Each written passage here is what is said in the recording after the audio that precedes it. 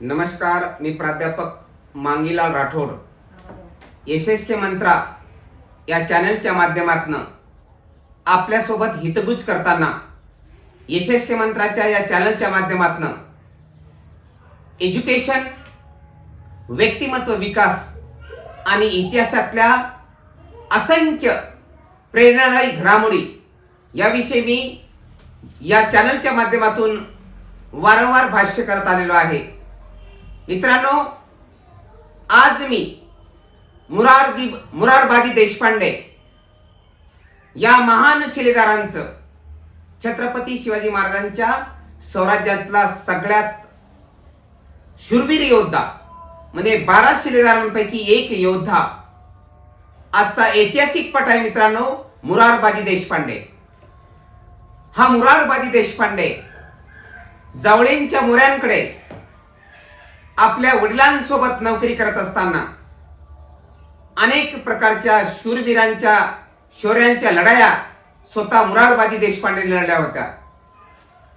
1656 मध्ये छत्रपती शिवरायांनी जावळींच्या मोऱ्यांचा बंदोबस्त करताना स्वतः ही युद्ध मोहीम आखली आणि त्या मोहिमेमध्ये यशवंतराव मोरे हा जावळीचा जो राजा होता तो पळून गेला. जावळीचा पराभव होत आहे असं यशवंतरावला लक्षात आल्यानंतर त्यांनी काढता पाय घेतला, परंतु त्याचा सरदार मुरारबाजी देशपांडे अत्यंत द्वेषाने छत्रपती शिवाजी महाराजांच्या सैन्यासोबत आपल्या सैन्याची ताकद दाखवत आणि फ्रंटवर लढण्याचं कार्य करत असताना छत्रपती शिवाजी महाराजांनी घेरलं. हा शूरवीर मावळा जर आपल्या स्वराज्यात आला तर आपल्या स्वराज्याचं एक शिल्प तयार होईल, हे छत्रपती शिवरायांनी मनोमन हेरलं होतं. आणि लगेच मुरारबाजी देशपांडेला छत्रपती शिवाजी महाराजांनी विनंती केली की तुमच्यासारखा कर्तव्य निष्ठ आणि बहादूर योद्धा जर स्वराज्यासाठी लढला तर तुमच्या जीवनाला अर्थ आहे. आणि छत्रपती शिवाजी महाराजांचे जे शब्द मुरारबाजी देशपांडेच्या कानी पडतात, त्यांनी जावळींच्या मोऱ्यांचा जो कारभार होता तो त्यागून छत्रपती शिवरायांच्या दरबारी आले आणि छत्रपती शिवरायांनी मुरारबाजी देशपांडेला पुरंदर या किल्ल्याचा किल्लेदार बनवले. मित्रांनो, एकेकाळी सर्वसामान्य योद्धा म्हणून, सैनिक म्हणून जावळीच्या मोऱ्यांकडे कार्यरत असलेला मुरारबाजी देशपांडे एका नामवंत अशा किल्ल्यांचा किल्लेदार झाला. मित्र हो, छत्रपती शिवरायांनी आणि त्यांच्या साथीदारांनी, मावळ्यांनी असं ठरवलेलं होतं की या सत्तेमध्ये स्वराज्यांची शिकस्त करताना आपल्याला प्रत्येक मातीतल्या कणाकणामध्ये आपल्याला या स्वराज्यांची शिल्पसा करायची आहे. आणि छत्रपती शिवाजी महाराज साळी, कोळी, नावी, कुणबी, धनगर, मसानजोगी, बंजारा अशा विविध जाती, शेतकऱ्यांपासून तर कातकऱ्यांपर्यंत अशा विभिन्न जाती जोडत छत्रपती शिवाजी महाराजांनी हिंदवी स्वराज्यांची स्थापना केली. त्यामध्ये पुरंदरचा किल्ला, या किल्ल्याचा शिलेदार, सुभेदार मुरारबाजी देशपांडे. मित्र हो, आजच्या या ऐतिहासिक घडामोडीचं टॉपिक आहे छत्रपती शिवाजी महाराजांच्या 12 शिलेदारांपैकी एक महायोद्धा असलेला मुरारबाजी देशपांडे. हा किल्ला तसा जिंकण्यास शत्रूंच्या कवेत ना मावणारा किल्ला, समुद्र सपाटीपासून 4000 मीटरांवर उंची असलेला हा किल्ला जिंकण्यास सोपा नव्हता. आणि या किल्ल्याचा सुभेदार मुरारबाजी देशपांडे आहे.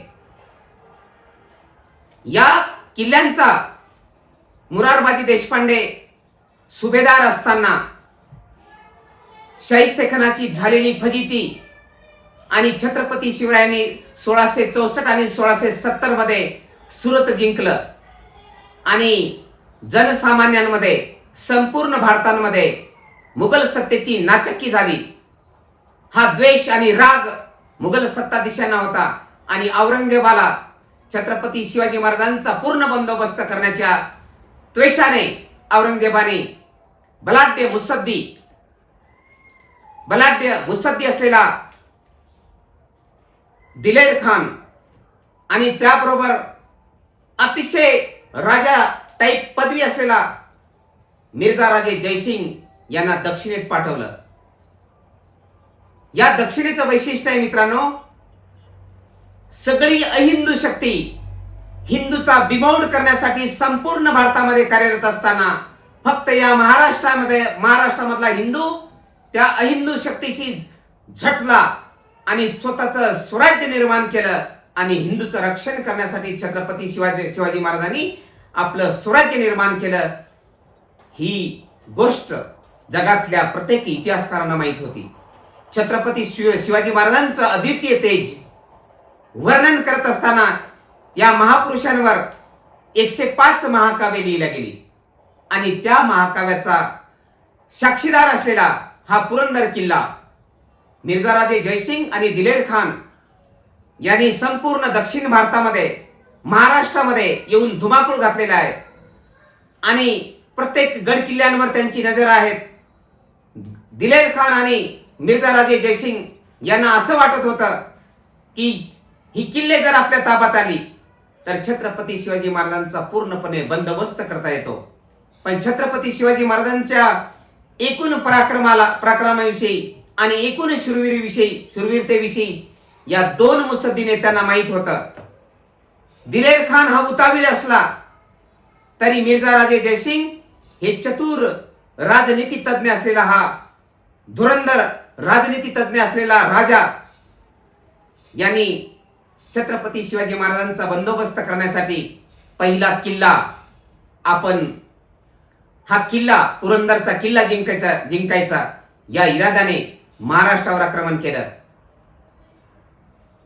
अनेक प्रांत पादाक्रांत केल्यानंतर पुरंदरच्या किल्ल्याच्या पायथ्याशी मिर्झा राजे जयसिंग आणि दिलेर खान येऊन ठेपलेले आहेत आणि हे सगळं गड किल्ल्यावरून मुरारबाजी देशपांडे बघत आहेत. मित्रांनो, या किल्ल्याला वेढा पडलेला आहे. मुघली सत्तेचे अनेक प्रकारचे पठाण या किल्ल्याला वेढा देत आहेत.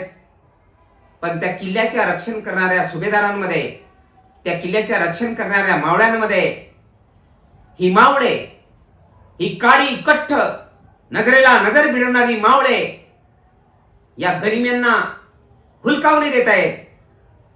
त्यांना तिथून हुलकावून लावत आहेत. एवढी ताकद छत्रपती शिवाजी महाराजांच्या सर्वसामान्य मावळामध्ये दिसून येत आहेत. हे दिलेर खानाला माहित आहे आणि शहाजीराजे मिर्झा राजे जयसिंग यांना सुद्धा माहित आहे. आपण पुरंदर कसा घ्यायचा या बेतात दिलेर खान 4 ते 5 दिवसापासून प्रयत्न करत आहेत. जर पुरंदरचा किल्ला जिंकायचा असेल तर या पुरंदरचं वज्रगड, या वज्रगडावर आक्रमण करणं गरजेचं आहे. तो माचीचा बुरुज जर ढासळला तर वज्रगड आपल्या ताब्यात येईल असं दिलेर खानाला वाटू लागलं. आणि मित्रहो, या वज्रगडावर पहिल्यांदा आक्रमण करण्यासाठी हा वज्रगड जिंकणे तसं सोपं नव्हतं. हजारो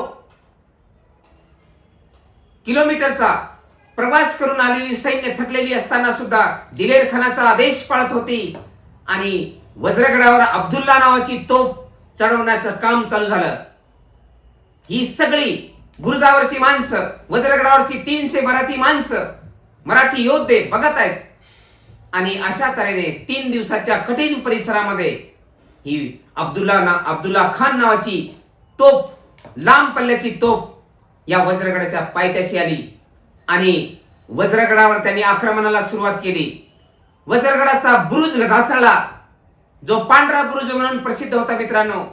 ती माची ढासळली आणि वज्रगड जिंकणे तरीही सोपे नव्हते. यासाठी त्या माचीपर्यंत एक वेगळी शिडी टाईप चढणं सोपं नव्हतं. यासाठी माची तयार करण्यात आली आणि हे माची तयार करत असताना दिलेर खानाला 3 दिवस वरून येणारे तोफगोळे झेलत आपल्या सैन्याने सावध राहावं आणि या माचीच्या बुरुजावर आपण आक्रमण करायचं असं दिलेर खानाने ठरवलं होतं आणि त्या माचीच्या बुरुजावर चढण्यासाठी तो बुरुज तयार झाला. परंतु मित्र, दुर्दैव, जर दिलेर खानाची फौज या माचीवर आली तर सुसज्ज अशा जो तोफखाना होता तो पेटवून द्यायचा अशा बेतात मराठे होते. परंतु मित्र, दुर्दैव, त्या माचीच्या बुरुजावर टेहाणी करणाऱ्या 90 मराठी सैनिकांचा फडशा उडाला आणि तो बुरुज अचानकच, तिथला तोफखाना अचानकच पेटला. हे अल्लाह हमें खुश कर दिया, दिलेर खान उच्चारला. दिलेर खानाचे शब्द आहे मित्रांनो, हे अल्लाह तूने मेहरबानी की. परंतु एवढं नुकसान होऊन सुद्धा तसुभरी मराठी माणसं, मराठी मावळे तसुभरी थांबले नाही. दिलेर खानाचा बंदोबस्त करण्यासाठी मुरारबाजी देशपांडे आपल्या 1000 सैनिकांना सुसज्ज करत आहे. मित्रांनो, जर वज्रगड ताब्यात आलं तर त्यांना हा किल्ला जिंकणे सोपे आहे असं मुरारबाजी देशपांडेला वाटत होतं. परंतु तो हतबल होता. याच वेळेस छत्रपती शिवाजी महाराजांची नजर पुरंदर किल्ल्याकडे आहे आणि छत्रपती शिवाजी महाराजांनी हे हेरलं होतं, जर रसद पुरवठा जर झाला तर पुरंदरच्या किल्ल्याचं रक्षण करण्यासाठी मराठी सैनिकांना काही अवघड जाणार नाही. आणि तशी कुमक सुद्धा छत्रपती शिवाजी महाराजांच्या बावड्यांनी या पुरंदर किल्ल्यापर्यंत आणली. आणि अत्यंत काळोख असताना सुद्धा अत्यंत चोर पावलाने केदार दरवाजा उघडून छत्रपती शिवाजी महाराजांची मावळे सावधपणे ती कुमक घेऊन, सैन्य साठा आणि फौज साठा घेऊन या पुरंदर किल्ल्यामध्ये शिरली. याची चाहूल मित्रांनो दाऊद खानाला लागली. दाऊद खान हा केदार दरवाजांचा प्रमुख नेमला होता. दाऊद खान हा छत्रपती शिवाजी महाराजांना मिळाला अशी कुणकुण दिलेर खानाला लागली आणि दाऊद खानाला या केदारच्या गेटवरून हटवलं आणि त्यांना मिर्झा राजे जयसिंग यांच्या दिमतीला पाठवलं. हा प्रचंड चिडलेला दाऊद खान म्हणाला, माझ्या इमानदारीवर अविश्वास दाखवणाऱ्या या दिलेर खानाचा मी बदला घेईल. परंतु मित्र हो, त्याचा जो चौथ्याला आवेश होता तो मिर्झा राजे जयसिंगांनी दाबला. आपल्याला आता लढणं गरजेचं आहे आणि तेही मराठी स्वराज्यांच्या विरुद्ध लढायचे आहे. हे कानमंत्र त्यांनी दिल्यानंतर तो शांत बसलेला आहे. आणि मित्र हो, केदार दरवाजावर मराठी माणसं आणि त्याची 700 सवंगडी 300 बाजूला आहेत आणि मुरारबाजी देशपांडे दिलेर खानाची वाट बघत बसलेला आहे. केदार दरवाजा उघडून आज आपण आपल्या पराक्रमाची आणि शौर्याची गाथा लिहिणार असं मुरारबाजी देशपांडे सगळ्या सैनिकांना ठासून सांगत आहेत. जर आपण लढलो नाही तर छत्रपती शिवाजी महाराजांच्या स्वराज्यांचं अतोनात नुकसान होईल. आपण जर मेलो तर येणाऱ्या काळामध्ये आपल्या पराक्रमाची साक्ष नोंदवत हा किल्ला इतिहास प्रसिद्ध राहील अशी ग्वाही मुरारबाजी देशपांडे आपल्या मर्द मावळ्यांना देत आहेत. या मर्द मावळ्यांनी असं प्राणासाठी आपलं रक्त अर्पण करावं. या देशासाठी, या मातीसाठी, या मातृभूमीच्या रक्षणासाठी आपला जन्म झालेला आहे आणि आपण जर वीरगती प्राप्त केली तर या देशाचं रक्षण होईल, या मराठी मातीचं रक्षण होईल असं मनोमन या स्वराज्यांच्यासाठी लढणारा प्रत्येक व्यक्ती झुंजत होता, हे करत होता. आणि त्यांनी 700 मावळ्यांना केदार दरवाजातून बाहेर पडले. मुरारबाजी देशपांडे हे फ्रंटवर आहे मित्रांनो आणि स्वतः 20,000 सैन्य घेऊन दिलेर खान मुरारबाजीची वाट पाहतोय. पहिल्या दिमतीला 5,000 पठाणांची फौज मुरारबाजी देशपांडे चौथाळला आणि मुरारबाजी देशपांडेंची 700 मराठी मावळे अक्षरशः तुटून पडले. दिलेर खान हा फ्रंटवर नव्हता, त्यांना माहित होतं मुरारबाजी देशपांडे यांच्या पराक्रमाचं. आणि लढता मुरारबाजी देशपांडेच्या 700 मावळ्यांनी 5,000 गनिमीना कापून काढलं. सेकंड दिमतीला असलेली फौज ती सुद्धा त्यांनी फस्त केली. एवढा पराक्रम पाहून शेवटी दिलेर खान मुरारबाजी देशपांडेच्या समोर आला. थांबा, मला तुमच्या सोबत हितगुज करायचंय. तर मुरारबाजी देशपांडेची जी शमशेर होती ती थांबली मित्रांनो. आणि दिलेर खान म्हणाला, मर्दाना आपकी बहादुरी देखकर मैं प्रसन्न हुआ, आपको नमन करता हूं, आपके बहादुरी को नमन करता हूं. चलो हमारे साथ, हम तुम्हें वतनदारी देंगे, सूबेदारी देंगे, जहागीरदारी देंगे और आपका मान सम्मान करेंगे. दिल्ली के तख्त पे आपके जैसा महान शूरवीर हमें मिला तो हम पूरे भारत को, पूरे विश्व में अपना साम्राज्य खड़ा कर देंगे. चलो मर्दाना हमारे साथ. अशा त्वेषाने, अशा घोषणेने मुरारबाजी देशपांडे यांच्या जखमेवर मीठ चोळण्याचं काम याच्या माध्यमातून झालं. आणि दिलेर खानाचे शब्द त्यांच्या कानी पडताच शमशेरीच्या दोन्ही तलवारी, दोन्ही शमशेर घेऊन मुरारबाजी देशपांडे पुन्हा आक्रमणाच्या दिशेने धावले. आणि दिलेर खानाचे प्राण घेणार अशा त्वेषाने दिलेर खानाकडे जात असताना दिलेर खानाने सोडलेला बाण त्यांच्या कंठात लागला मित्रांनो. एकट्या मुरारबाजी देशपांडेने हजारो सैनिकांचा फडशा पाडला, गनिमांना या मातीत गाडलं. या मुरारबाजी देशपांडेच्या कंठाचा वेध घेतला आणि मुरारबाजी देशपांडे हे धरारती पडले. परंतु दिलेर खानाला हे कष्ट झालं की प्रचंड ताकदीचा सैन्य योद्धा या मातीत गतप्राण झाला. आम्ही जिंकलो तरी कायमचे हारलो.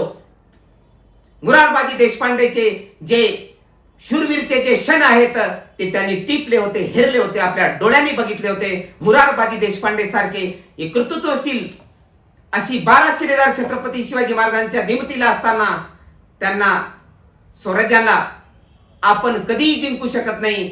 या मराठी मातीमध्ये औरंगजेबासारख्या माणसाने 27 वर्ष झुंज दिली आणि अख्खी मुघल सत्ता खिळखिळी झाली मित्रांनो, तरी मराठेशाहीच्या आणि हिंदवी स्वराज्यांचा बंदोबस्त करण्याची ताकद या हिंदुस्थानाच्या कुठल्याही शासकीय, कुठल्याही राजांमध्ये नव्हती. छत्रपती शिवाजी महाराजांचं वर्णन करायचं झालं तर या मातीत, या देशामध्ये अहिंदू शक्तीची हिंदुस्थानाच्या मनगटावर, हिंदुस्थानाच्या याच्यावर, संपूर्ण भूमीवर तळपणारी तलवार छत्रपती शिवाजी महाराजांची साक्ष आहे.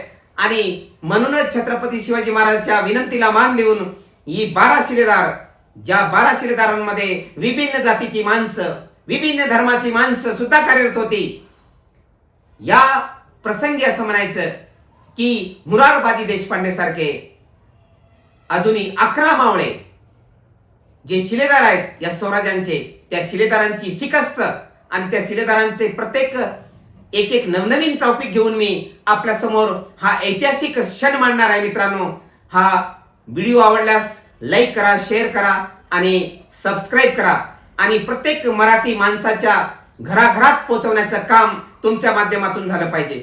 यशस्वी मंत्रा या YouTube चॅनलचा उद्देश आहे मित्रांनो की आपल्या शूरवीरतेची, महानतेची छत्रपती शिवाजी राजांनी आपल्या आयुष्यामध्ये 49 वर्षाचं आयुष्य जगणारा हा महापुरुष 3.5 किल्ल्याची डागडुगी करून हिंदवी स्वराज्यांची पताका फडकवतो. अशा महाप्रतापी महासम्राटाला दंडवत. जय महाराष्ट्र.